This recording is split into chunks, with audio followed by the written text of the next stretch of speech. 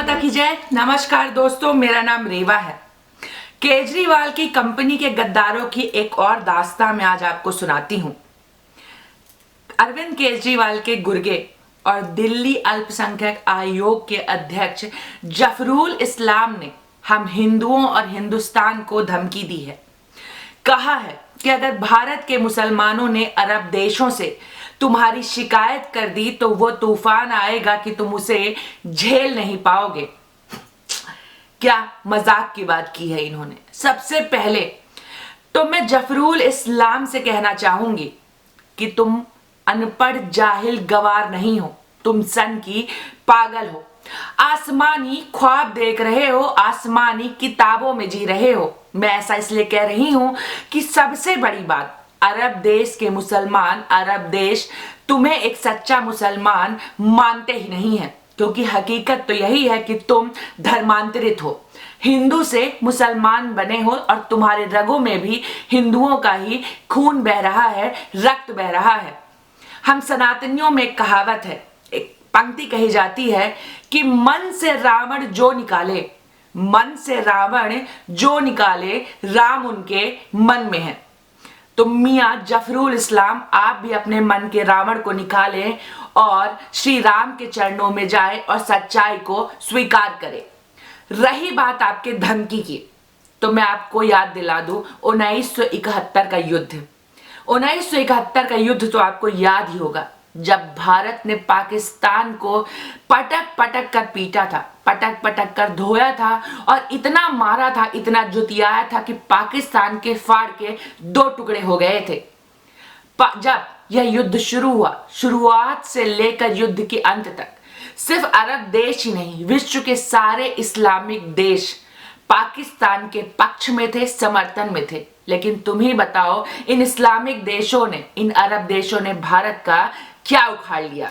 पूरा विश्व भारत के खिलाफ था, इस युद्ध के खिलाफ था, पाकिस्तान के पक्ष में खड़ा था।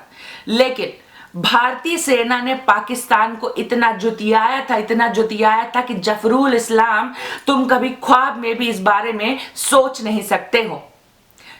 भारतीय सेना के बूटों की गड़गड़ाहट से पाकिस्तानी सेना के थोबड़े और नितंब दोनों लाल हो गए थे। बूटों की गड़गड़ाहट तब तक बरसी थी जब तक 90,000 से भी अधिक सैनिक अपने घुटनों पर आकर अपने जान की भीख नहीं मांगी थी।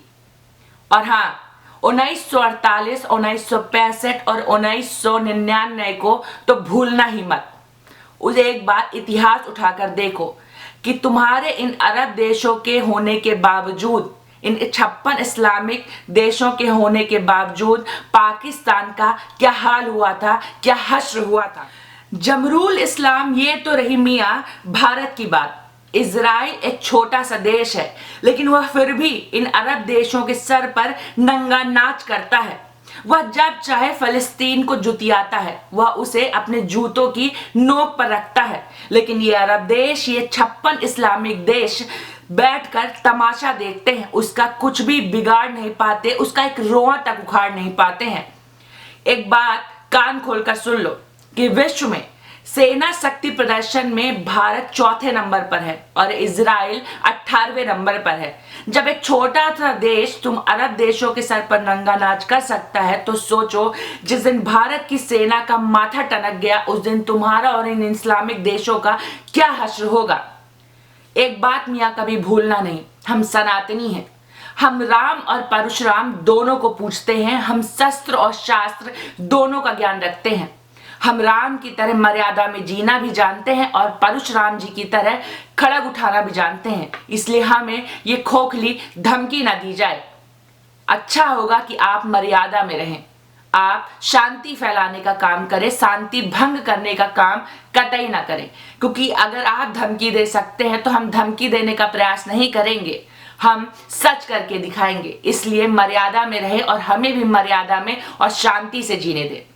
अगर आपको यह वीडियो पसंद आया हो तो इसे लाइक करें और शेयर करें। इसे इतना शेयर करें कि यह वीडियो जमरूल इस्लाम तक अवश्य पहुंचे। भारत माता की जय। जय हिंद। राम राम।